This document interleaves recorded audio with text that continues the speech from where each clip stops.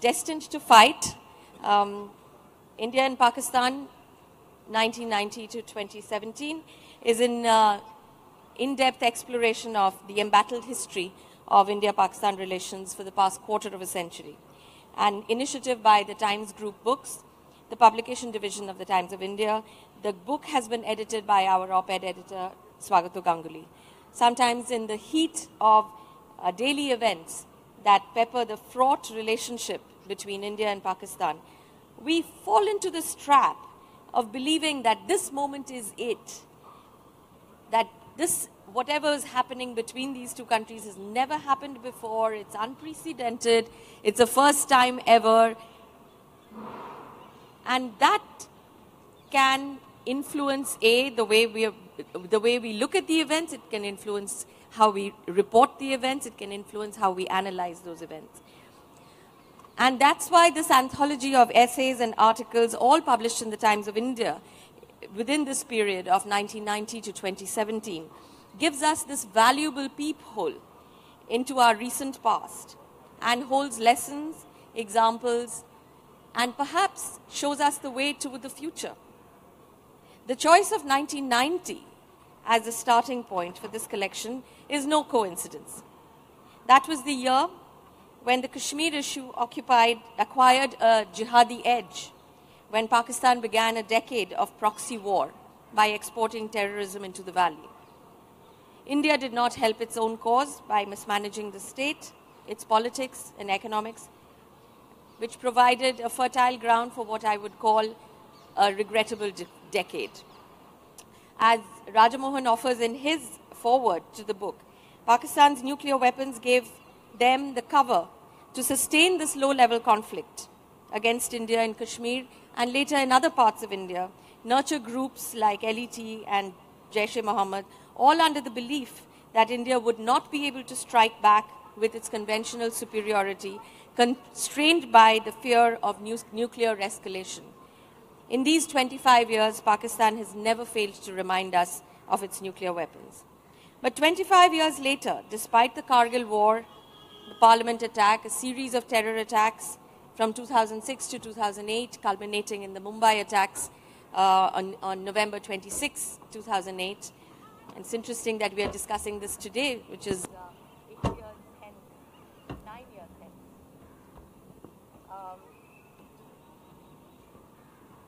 We continue to make... I can say something. Hello?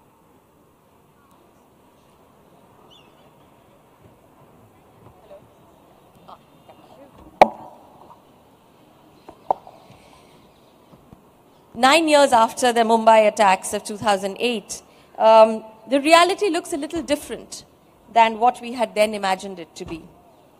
We continue to make our mistakes in Kashmir. We continue to muddle along. Pakistan continues to support terrorism against India, but the context has changed. And the context has changed in very different ways, both for India and for Pakistan. India's growth and its greater international role has given it new confidence, new strengths, but also new vulnerabilities. This book very expertly tracks the epochal events, the peace initiatives, and the failures, and the evolution of India's diplomatic and security playbook. Faithful to history, the book presents an array of perspectives by a stellar list of luminaries, including Mr. Arun Jaitley, Mr. KPS Gill, K. Subramaniam, Mohammad Hanif, Khurshid Kasuri, Benazir Bhutto, Dilip Padgaonkar, and others. I will begin today's proceedings by asking our panelists to offer some opening remarks, following which we will begin a discussion between them and then open up the floor for questions and comments from the floor. Please keep them short and snappy so we can accommodate as many as we can within the 1 hour that we have allotted to us. May I begin with Swagato? Swagato, what was the leitmotif of the book? What were the themes that you ran through when you were choosing articles and essays for this book? one possible way of looking at the India-Pakistan relationship is that it has been one of almost continual confrontation, going back to when the two nations were founded, with very few breaks in between. So it's been running for 70 years since 1947 partition, which would maybe make it comparable to the 100 Years' War between England and France, or the wars of the Reformation in continental Europe, which also ran for a century or so, culminating in the 30 Years' War, which has been described as one of the most destructive conflicts in human history. All of which ended with the Treaty of Westphalia, 1648, or the Peace of Westphalia. And it's really interesting that Europe's rise, or Europe's golden age, began after the Peace of Westphalia. It's arguably linked to the Peace of Westphalia. So I think one of the leitmotifs of the book is it possible to imagine a similar Peace of Westphalia for South Asia, which might actually enable or catalyze South Asia's rise? But having said that, I would say that this book is does not have a singular approach, but I have chosen the essays. They're all sharp and incisive analytical pieces or op-ed pieces, but they come from a very diverse variety of perspectives. You know, whether it is right-wing or left-wing, Indian or Pakistani, they're all covered here. So rather than offer a singular approach, it enables one to engage with the full complexity of the relationship in all its dimensions. Of course, it's quite possible that this book will help make up one's mind about where one stands on various issues. But in that sense, I think it will help the reader to arrive at an informed position, you know, after having covered all the possibilities. In a sense, it's almost like the Times of India mantra of offering a bouquet of ideas and perspectives, which is something that we do. TCA Raghavan has been India's High Commissioner to Pakistan, but has also dealt with Pakistan for many, many years. TCA, since you have seen Pakistan up close and personal for several years at very important inflections of our bilateral history, do you think the headline of this book is justified? Are we destined to fight?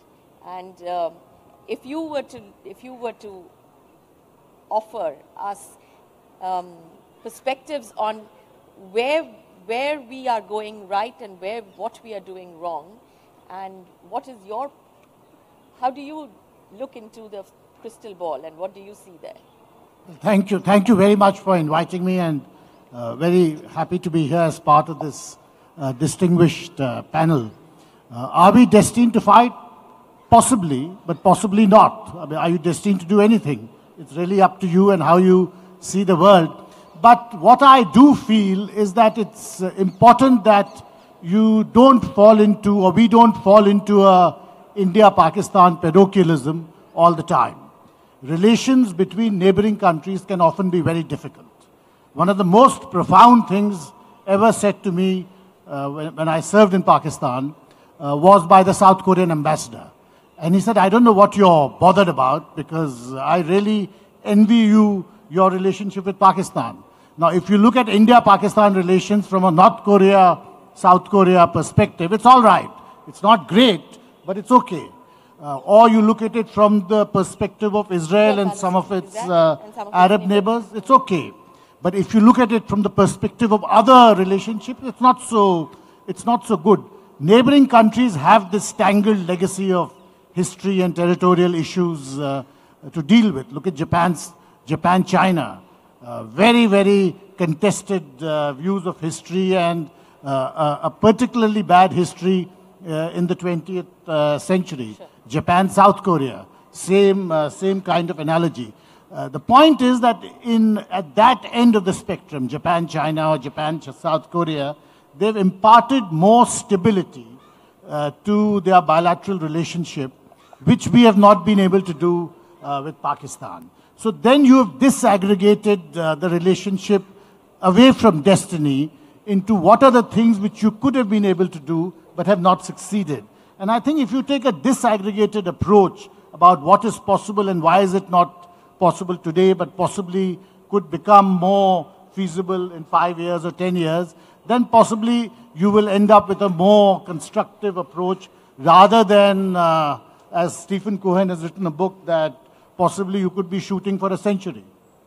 But even in your second book, Curious History of the People Next Door, you explore areas of the bilateral relationship which is slightly away from the front lines in a sense, including tales of diplomats of both countries who were brothers and served in a same third country. So would you like to talk a little bit about how the nuts and bolts of the bilateral relationship has shaped up in these 70 years? Well, most Indians who have a knowledge of Pakistan or Pakistanis who have a knowledge of India are constantly pulled in two different directions. Because on the one hand, you see the dangers and you see the great suspicions and distrust which exists, but you also see the great potential and the enormous vitality which people-to-people relations have sustained despite overall very bad political atmosphere or very bad adversarial interstate relations. So yes, there are great dangers, great risks, but there's also great potential. And this is where, to my mind, the central role comes in of the political leadership. Because really, in India especially, nobody becomes Prime Minister of India or Foreign Minister of India to do small things. You want to do the big things, and the big things are obviously in your neighborhood. How do you improve relations? How do you take the rest of South Asia along? That is the larger picture. Now, there are obvious difficulties in why you can't do all the things you want to at one go. But certainly, I think in India, people have constantly made the effort, whether diplomats, whether politicians. And if you look at the evolution of many of our political leaders, look at Atal Bihari Vajpayee. In 1972, he led a demonstration to the Pakistan High Commission and burnt the Simla Agreement. In 1977, he went to Pakistan as foreign minister and was regarded as a great vanguard of a better future in the making. The same thing happened in 1999. And there are many other examples of this kind. I think one point which we have to keep in mind, that you can have the right policy, you can put in your political capital behind it, but everything is not in your hands. And possibly one factor which is not in our hands is the internal condition in Pakistan. And therefore, it's difficult to devise a larger architecture given the internal situation over there, and that possibly will persist for some more time. So, and diplomats always feel it in their bones, whether when or if we could look at a future rapprochement. We're right now in sort of deep freeze, if you may, diplomatically. What's your sense of how we might be? To my mind, these freezes will never last for too long. At least if history is a guide, you've always had a freeze, but there's a thaw after that. And certainly there are many political forces, both in India and in Pakistan. If you look below the surface, at the surface, of course, you see the usual narrative. But if you look below the surface, there are many forces which are quite frustrated at this 70-year long logjam, and they realize the great pitfalls that poses to both countries. And certainly, I don't see any reason why, if these forces, these political forces were to put their minds together, why they can't navigate a way through, howsoever difficult it may appear now. I will, of course, put the caveat about the internal condition, internal situation in Pakistan. C. Mohan is probably the foremost strategic thinker in India. Raj, apart from the foreword in the book and, of course, a couple of essays by him, when you put on your strategist's hat and look at the bilateral relationship, I remember you once told me that you can never predict. Just when you think the trajectory of India-Pakistan relations is going one way, one morning you wake up and things have completely changed. Do you see that template? Does it still persist? And what's your how do you look at India's strategy, or what should be India's strategy to dealing with Pakistan? Yeah. Thanks, Indrani. I think just when you think things can't get worse in the India-Pakistan relationship, suddenly you have the Indian leader or the Pakistani leader saying, let's be brothers again, and you have a dialogue. That takes for a long time, a new terror attack, and you back to where you work. And I think we've seen this go up and down for the period that Swagato has covered, is almost 25 years and more. So I think first, I want to congratulate Swagato for putting this together, because it's a fabulous read, because there's so many interesting people from so many different perspectives have written about India and Pakistan at a critical moment in our history, that it has been a good period, it's been an awful period, it's been the best of times, it's also been the worst of times. Because there were times when we came so close to doing big deals on Kashmir or other things, and we've seen unprecedented brutalization of the subcontinent through terrorism, and I think both are a reality. And even for someone like me or Indrani, who's covered this space for a long time, when you open the book and see the different phases, the different periods in which we've swung between optimism and pessimism, is quite remarkable. So having said that, I just want to say three important things. One, I think the nature of our relationship, I think there's a huge paradox that Indrani pointed to, but I'll put it in a different form. And the paradox is this, that we've never been much bigger than Pakistan than we are today. In fact, 1990 is a very important year where India and Pakistan seemed to exchange their growth rates. India was supposed to have Hindu growth rate, Pakistan was supposed to have much faster growth rate. And it was in 1990 when India began reforms and Pakistan began to slip, that our paths on the economic front diverged radically. So 25 years later, Indian GDP today is 10 times bigger than that of Pakistan. 10 times bigger than that of Pakistan. And with a prospect that India is going to advance much better, much quickly towards the third largest economy, while Pakistan continues to struggle on the economic front. So that is the good news. But the bad news is all this improvement in the power differential between India and Pakistan has not given you the options to persuade Pakistan to reconcile with you on your terms. That is, your relative power vis-a-vis Pakistan has dramatically grown, but your capability to persuade Pakistan to do what you think is reasonable has declined. And that is the tragedy I think we have struggled over the last 27 years to come to terms with. And I think different periods, point that out very, very clearly. So the second point, I think, what I wanted to make was in the last 27 years, we've oscillated between extraordinary hope and unparalleled pessimism when it came to Pakistan and India, that one day there's Kargil, 2 months later you are in Agra trying to do a grand bargain on peace. We've seen India try almost every trick in the book of the statecraft. Secret negotiations, major concessions on Kashmir, unilateral gestures on trade. You tried very, very many different things to think, here is something that you can persuade Pakistan with, of proving your goodwill, and that we can do a reasonable deal to settle. And I think people like Raghavan have been very much part of that history where you tried different things to reconcile with Pakistan. And many times we came so close, but yet each time the peace seemed so elusive. I think if you remember Manmohan Singh's last press conference in 2014, he said, we were very close to a deal with Pakistan on Kashmir. And one of the pieces in the book is by Khurshid Kasuri, which actually first time explained the deal that Manmohan Singh was negotiating with Musharraf on Kashmir. So I think that you saw Modi lands in Lahore on a 3-hour notice. 1 week later, you are Pathankot. So it tells you that story that there were moments when you think you're going to make a big breakthrough, and very quickly you're back to square one.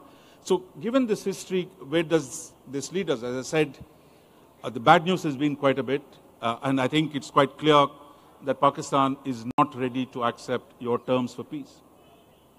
But the good news is that you managed to traverse the path that might take you to peace. On almost every issue that divides us, there have been serious negotiations and potential solutions that are on the table. So will these solutions ever be realized? I would say that depends on what happens inside Pakistan.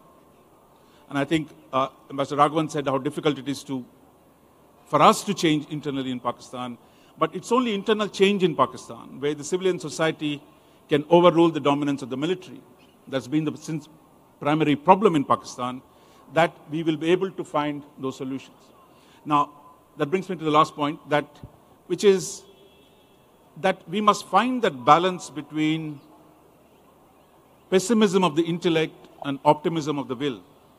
That is, your head keeps telling you, look, buddy, nothing is going to happen with Pakistan, you're just wasting your time. But your heart tells you, we were part of the same legacy, and that we are still related to each other, and we need to find a way of ending the 70-year war, which could soon get to 100 years. And so therefore, the head is telling you something, your heart is telling you something. But I think reconciling that, which means in the near term, we have to focus on managing the complex relationship. But we must never forget our long-term aim, which is to reconcile with Pakistan and to reintegrate the subcontinent, which has suffered so much because of partition. And I think how the leaders do this, that is a big test, and that's where we are.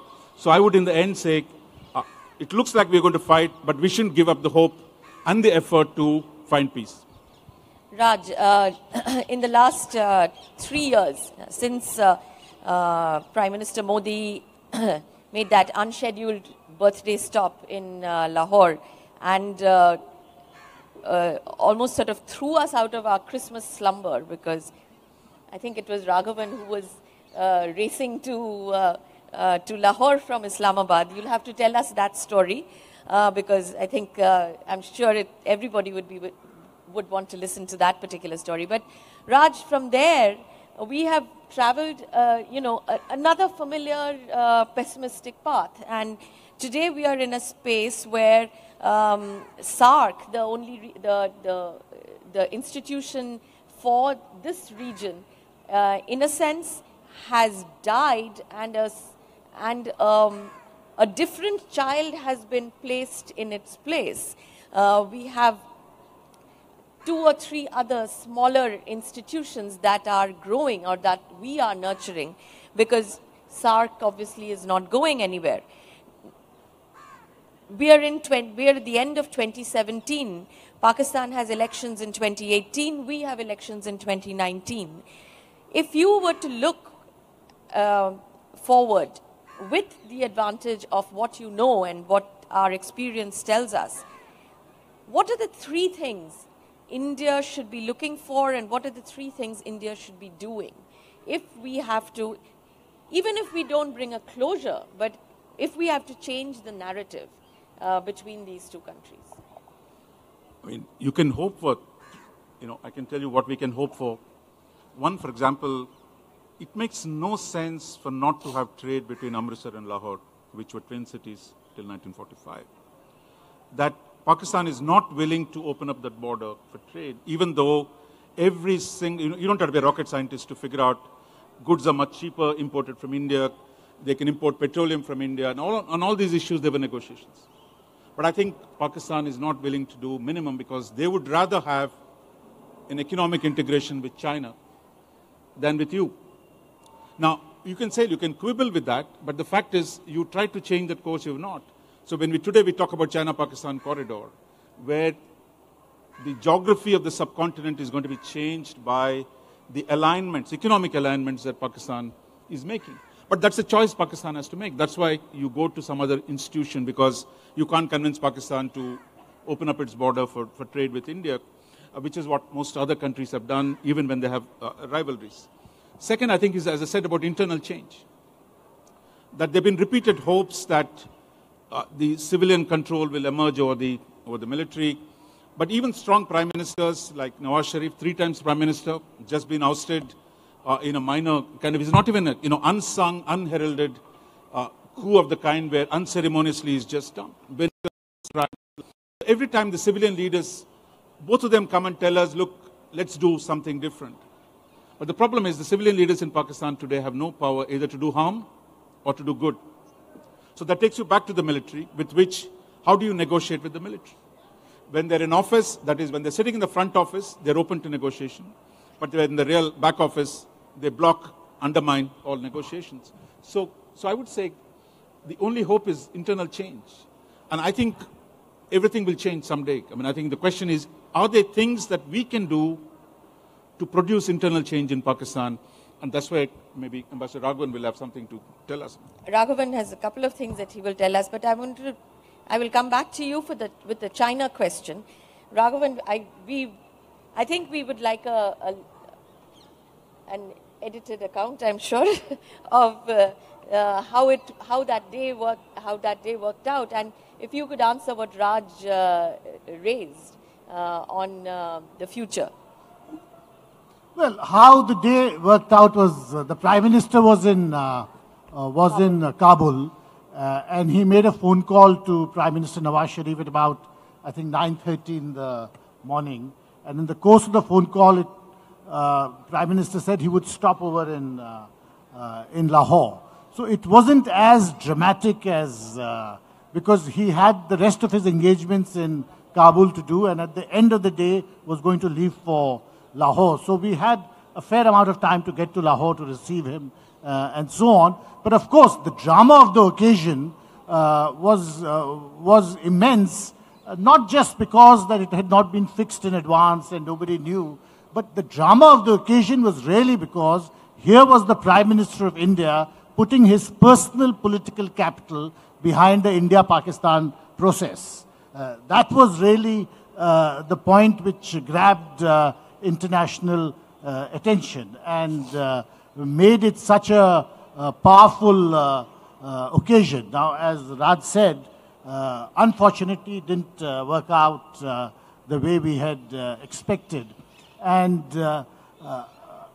it is obvious, natural to say that the military is behind all of this, and as long as the military is calling the shots. But we should remember that often the times we have made maximum progress with Pakistan is when there's been a military dictator.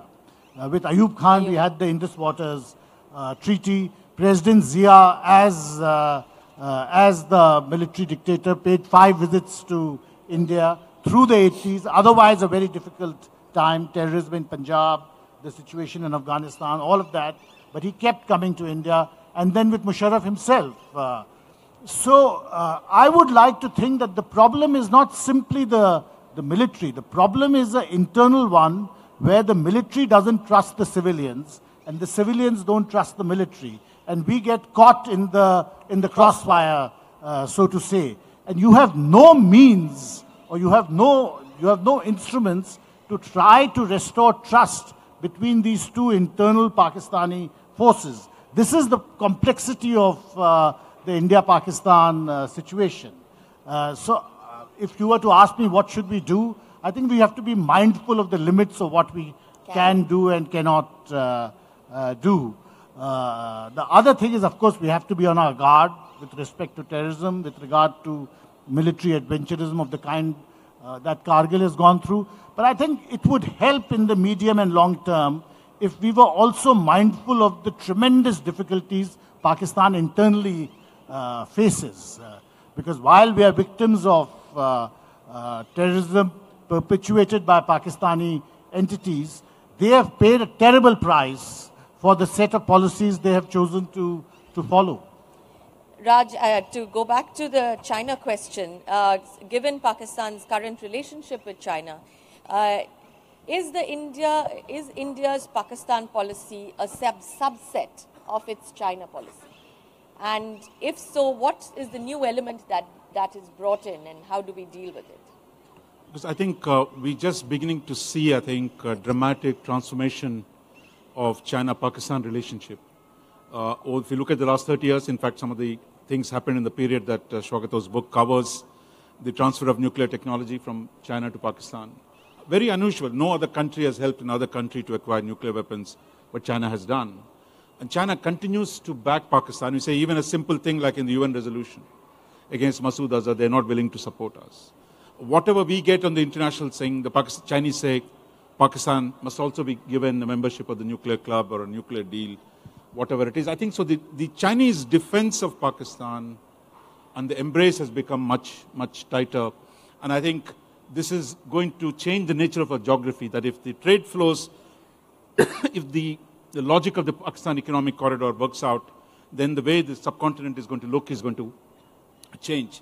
And curiously, for Pakistan, this sovereignty seems to be expressed only vis-a-vis India. That is, you say, look, India, bad trade partner, there's too much trade deficit, but it's nothing compared to where they are with the Chinese. I mean, in fact, the deficits with China are much larger.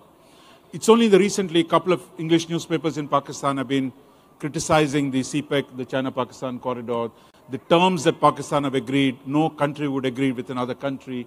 So therefore, I think while the criticism is mild, Chinese need to balance India in the subcontinent, and Pakistan's need to have some other power to limit India's influence, combined together to make this a powerful thing. Meanwhile, China has become 5 times bigger than us. The military spending is 5 times bigger than us. So therefore, the equation, that is, if you have to deal with China, then the Pakistan problem will become part of it. But alternatively, we still have the power, I think. If we change our relationship with Pakistan, how you deal with China could also change. So we constantly struggled, shall we normalize with Pakistan first so that our bargaining power vis-a-vis China will go up? Or do we do a deal with the Chinese so that the Chinese can persuade Pakistanis to be reasonable? So far, neither of them has worked. Hopefully, there is a third way. Swagato, the book has a very powerful title. Having put it all together, what is your sense of whether we are destined to fight or not? Yeah, I don't think we are destined to fight as such. But given the way things are turning out now, there is a high degree of probability to that. But there are several things. For example, whenever Indians go to Pakistan, they are invariably, I mean, they go prepared for it to be a very unpleasant experience, but they're almost always positively surprised. And, that's a bit of a mystery to me, that, but it probably goes back to what Ambassador Raghavan was saying, that there are huge divisions within Pakistan itself about how to view India.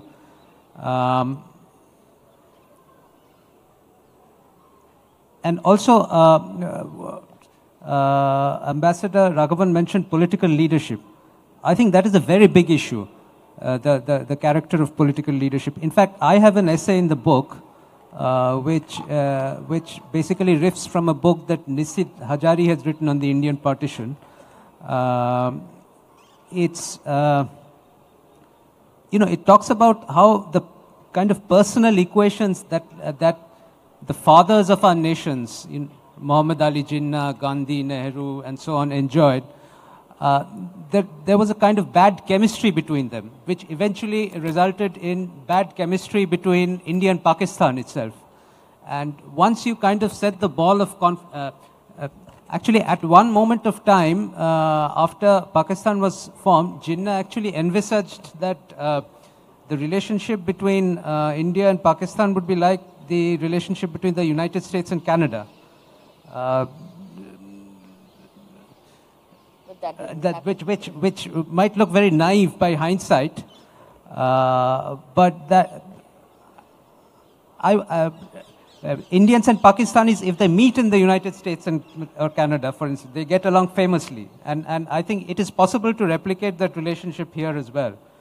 But the character of political leadership and the character of Pakistan itself, which seems to be divided between the civilian and the military, quite often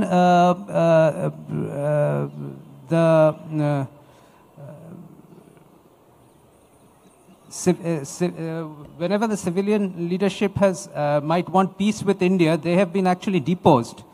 And this is not recent. The history goes back to, let's say, the first military coup in Pakistan in 1958 when Ayub Khan came to power. That was preceded by the then Pakistani Prime Minister, a gentleman by the name of Firoz Khan Noon.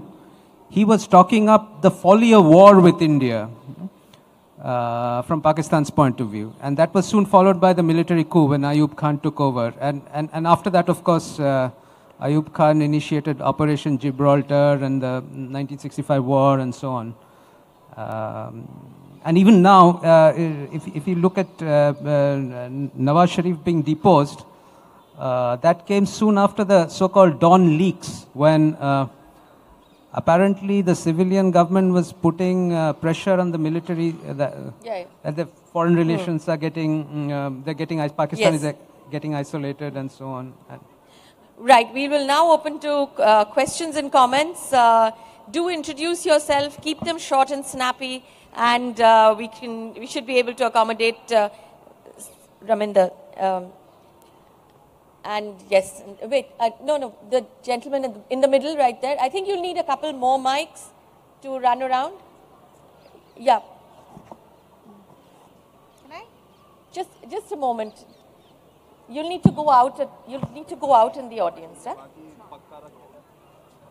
No, I think somebody else also needs to be there. Yeah, right at the back there.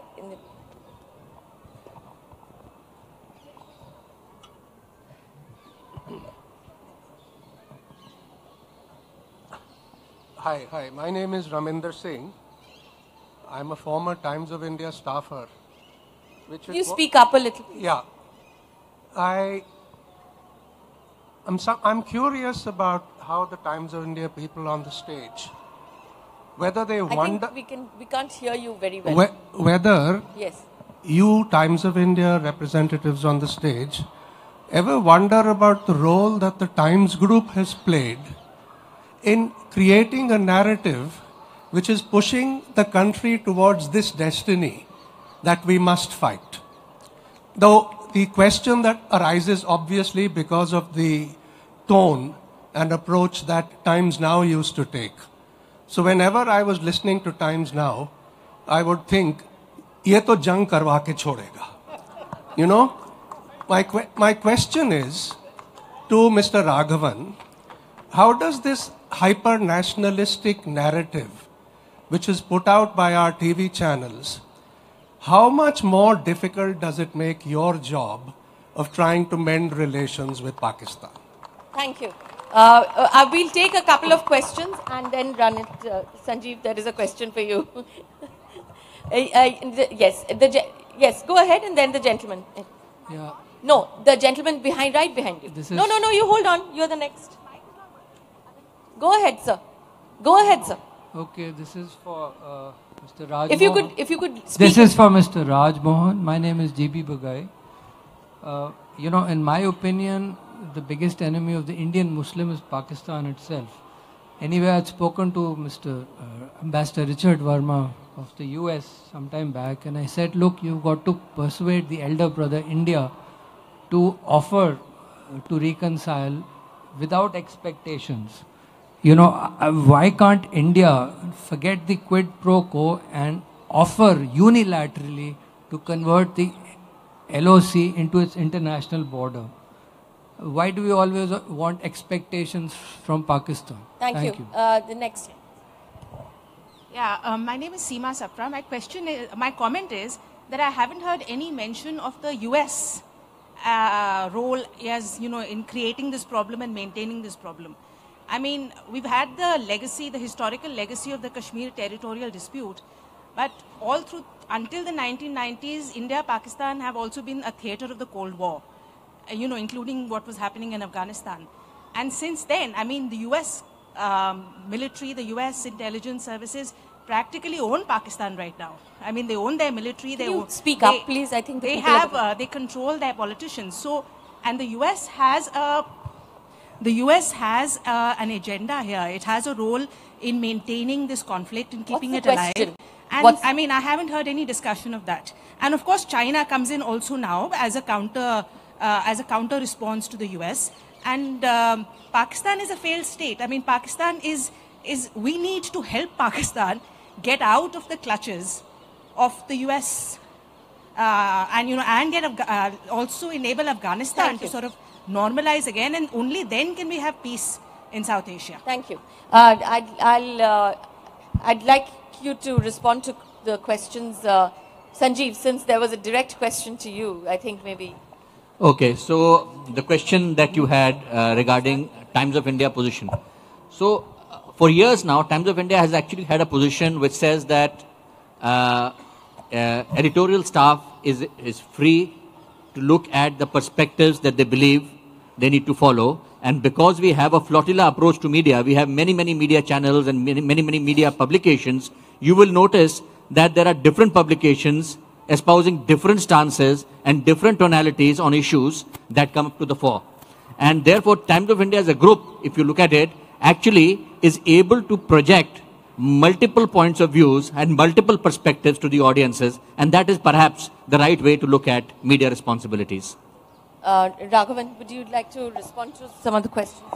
Well, on Times Now, I used to be asked constantly about Times Now in Pakistan, and I could sense a sense of frustration in the people who viewed it, and my reply was something which I do myself now, which is please use your remote button. There's nothing else the government can do about it or anyone else can do about it. They have a particular policy, they will follow it. We all have remotes, we can use it. The second question was about, what was the second question? On why we can't, the LOC. You know, we must understand Pakistan was separated from India on a certain ideological and identity issue. K in Pakistan stands for Kashmir. If you say we'll make the line of control, maintain the status quo, nobody in Pakistan will buy it. It's silly to make such offers. They won't accept it. It has no traction at all. What you have to do is see what you can do together. That is the challenge. There's no way you can reconcile unreconcilable positions. You have to take those for granted and then see what can be done. On the United States, I think it's easy to blame the outside world. I think we have to capture our own agency. Certainly, if India and Pakistan are fighting, every power around is going to see how they can use that particular contest to their advantage. That's normal. We also do it in other situations. But you can't blame them for the situation itself. I think just a couple of thoughts. I think Ambassador Raghavan has already answered them. On the question of can we change things unilaterally? And I think the simplest thing is, look, you need two hands to clap.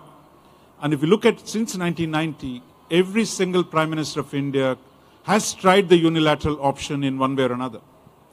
In the end, the attempt at saying we'll go, Gujral said we'll walk more than half the distance.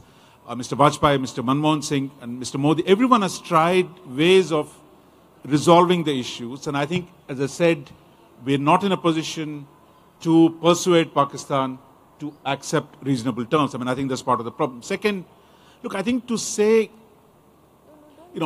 Pakistan is in the clutches of America, I mean, this really underestimates the agency of Pakistan.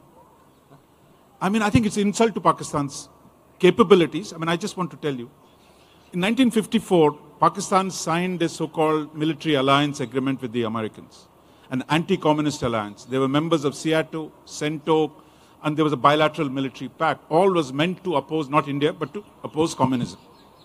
But by 1955, the Pakistanis were talking to communist China and doing a deal with China. So you got to appreciate that, look, Pakistan was making the best of an international situation. And there were times when US and China were on the same side in Pakistan. They were not competing. They were together. That's when we went to the Soviets.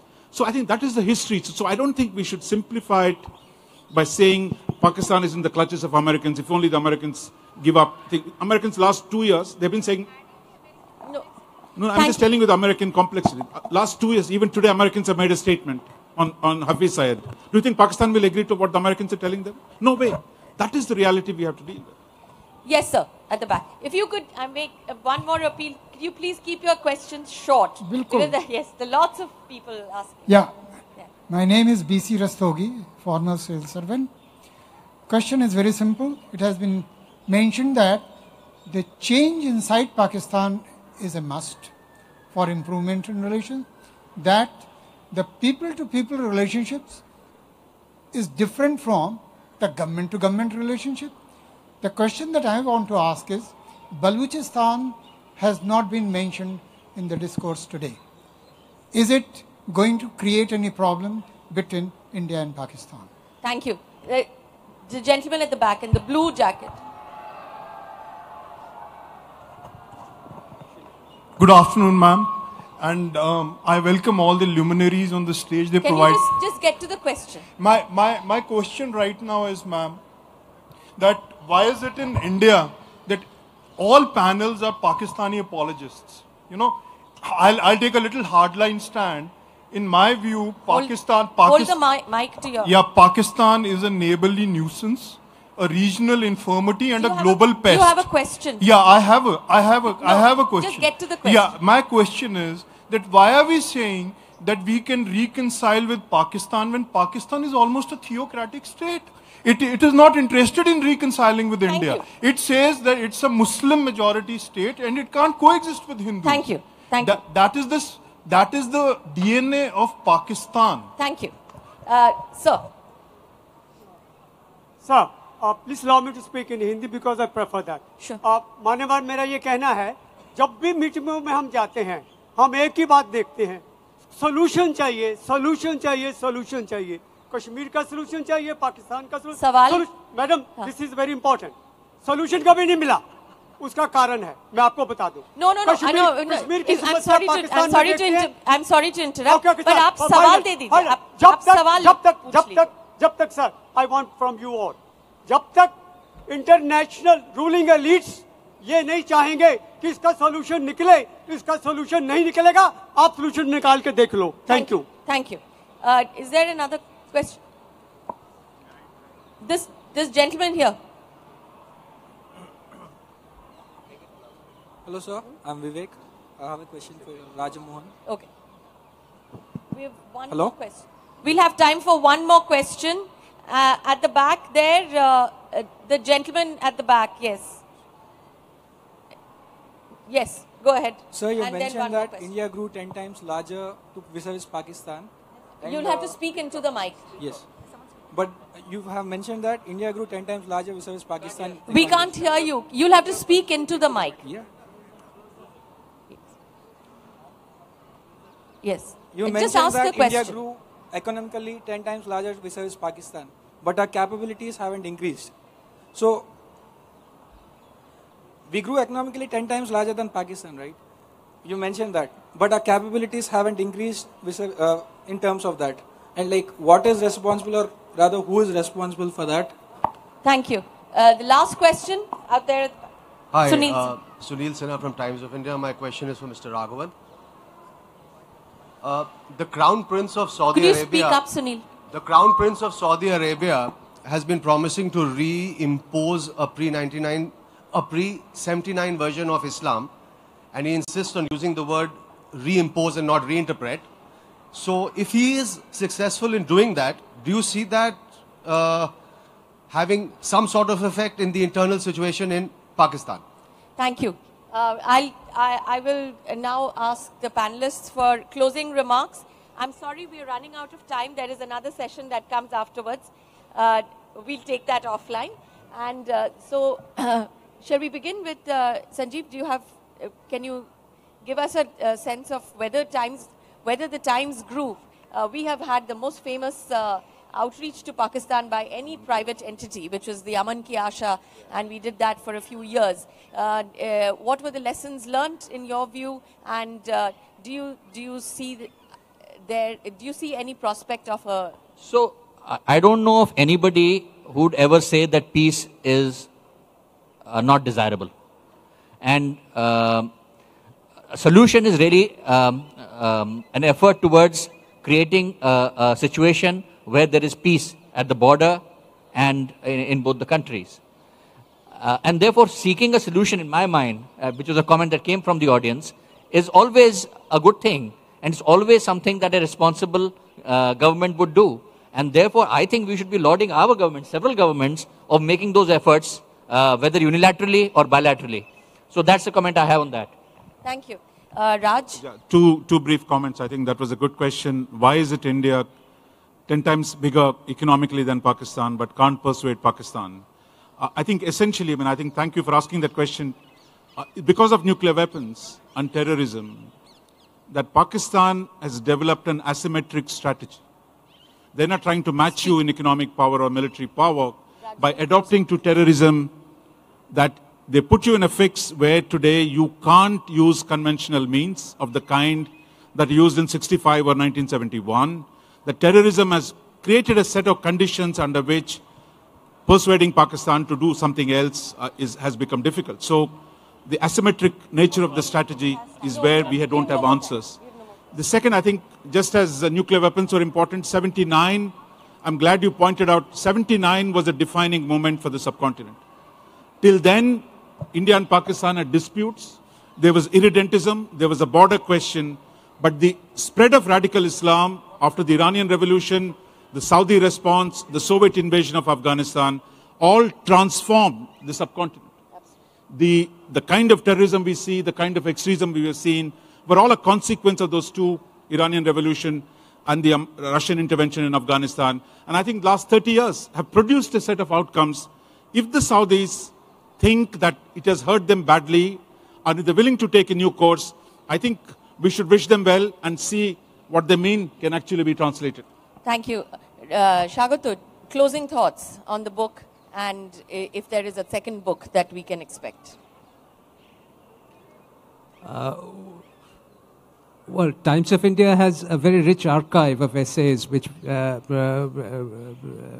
going back historically, I was spoiled for choice in terms of choosing the essays. I actually had chosen earlier a much many more essays, but I was told no, the book would become too fat, and as it is, it's more than 350 pages. So maybe there can be a part 2 of this, or there could be a book on, let's say, India, China, India, US, all these variations are possible. Thank you. Raghavan, there were a couple of questions. Why is India so desperate to reconcile with Pakistan, which shows no intentions to do so? India is not desperate to reconcile. I think we try to do what is possible, not what is impossible. But the more important thing is that it's natural that you want to have a smoother interface with Pakistan. This is a country of 200 million plus people. It has tremendous instabilities within. It has nuclear weapons. It's not rocket science that it is in your own interest that you try to smoothen the frictions which exist. You see, if you could, if tomorrow it was possible for us to cut ourselves off from Pakistan, I would gladly follow that policy. But it's not possible. Just like France can't insulate itself from what is happening in Libya and Iraq, and Germany can't insulate itself from what's happening in Turkey and Syria, we can't cut ourselves from what's happening in Pakistan. That's simple common sense. And the 1979 question on if Saudi Arabia goes back would changes in Saudi Arabia influence the domestic turmoil in Pakistan? I believe so. I think a lot of Pakistan's drift towards extremism was also trying to do things with Saudi patrons, not necessarily the government, but many Saudi patrons wanted. If there is greater moderation in Saudi Arabia internally, I believe it's good not just for Pakistan, but also for the whole region. Thank you very much.